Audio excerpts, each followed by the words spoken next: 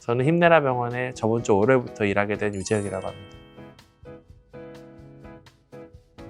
뭐 무릎 하는 사람들이 다 사실 웬만한 건 다 잘 하셔야 되고, 그러니까 분과 전문의가 있는 건데, 제일 많이 한 건 인공관절 수술. 이제 로봇이든 로봇이 아니든 본질은 똑같으니까 인공관절 수술이 제일 편하죠. 환경이죠.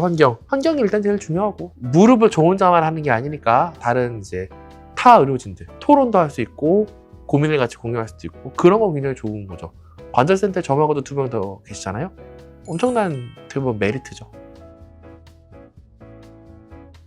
저는 의공학을 했으니까 어떻게 보면 공학에서는 열심히 기술을 만들었는데, 의사들이라는 사람들이 공대에서 기술을 만든 거 보면 굉장히 쓸모없어요. 이거 왜 만들었지? 보통 의사들이 그 공학을 이해를 못하니까 그거를 어떻게 써먹어야 될지를 모르는 경우가 많아서 안타깝잖아요. 그러니까 이제 그래서 의사를 내가 하면 공대도 알고 의대도 아니까 좀 낫지 않을까라는 순수한 마음에서 시작을 했고, 의외로 정형외과가 물리적인 특성이 좀 많이 필요하거든요. 그런 여러 가지 수치나 힘이나 기계공학적인 것들이 은근히 많이 필요해요. 공대 출신에선 하기에는 조금 더 낫지 않을까 생각을 한 거죠. 많죠.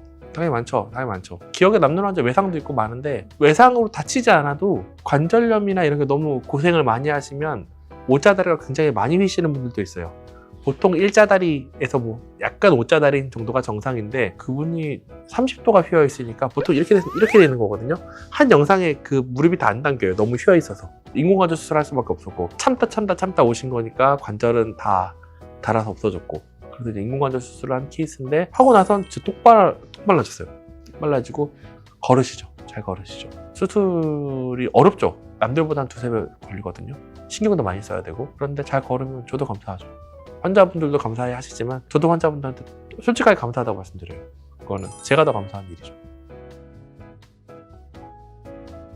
환자의 만족. 그래서 수술을 결정하는 시점도 저는 약간 어떻게 보면 환자분들은 무책임하다고 할 수 있는데, 저는 환자분들한테 솔직히 말을 해요. 결정하시라고. 그러니까 UCLA 연수 갔는데 똑같아요. 미국 의사도 똑같은 말 하더라고요. 진단 다 해줘요. 이 정도로 심해요. 안 좋아요. 그래서 수술할지 말지 결정하세요. 근데 거기도 똑같이 물어봐요. 만약에 너네 부모님이면 수술할 거야? 라고 의사한테 물어봐요. 저도 많이 듣는 말이거든요. 솔직히. 근데 거기서 똑같이 말해요. 그건 내가 알 수 없지. 직접 결정하시라고. 왜냐하면 환자분의 고통은 수치와 계량화가 안 돼요. 그러니까 환자분이 실제 엑스레이 상에서 보이는 증상과 보이는 것과 심한 정도와 증상은 일치가 안 돼요. 그래서 제가 하세요 마세요를 결정을 할 수 없어요. 그래서 그 타이밍은 환자분이 결정하게 해드리고, 대신 그 장단점을 말씀을 드리죠. 수술하면 다 만족할 거라 생각을 하시는데, 수술함으로 인해서 어쩔 수 없이 약간은 희생해야 되는 면도 있어요. 예를 들면 뭐 고관절 인공관절 수술을 해요. 그러면 뛰는 거 안 돼요. 러닝, 등산 이런 거 하지 말라고 해요.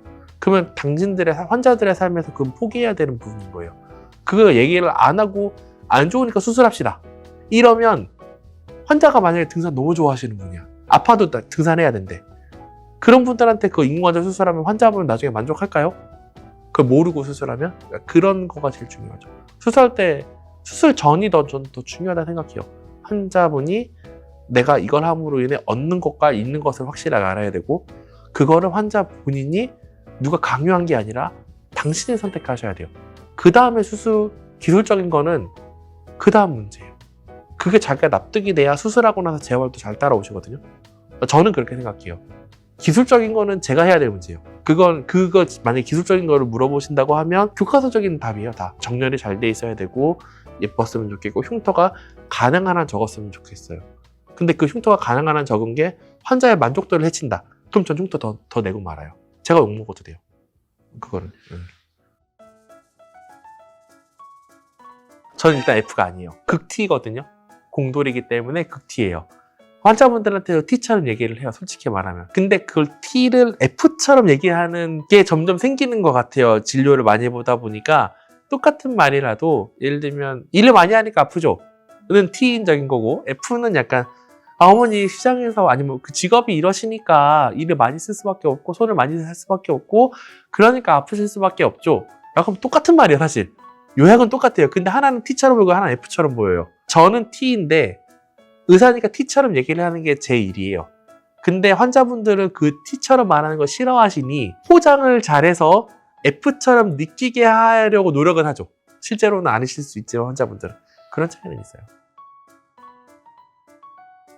생각보다 외래에서는 스트레스 많이 안 받아요. 보통 선생님들은 외래에서 되게 스트레스를 많이 받으시는데 저는 그렇게까지 스트레스를 안 받아요. 왜냐하면 환자가 다 달라요. 증상은 똑같을 수 있지. 환자분의 성격, 성향, 오시게 된 거, 직업 다 다르잖아요. 그러면 나랑 뭔가 공통점 있는 관심사랑은 다 다르겠지. 그럼 얘기하는 방식도 조금씩은 달라지겠죠.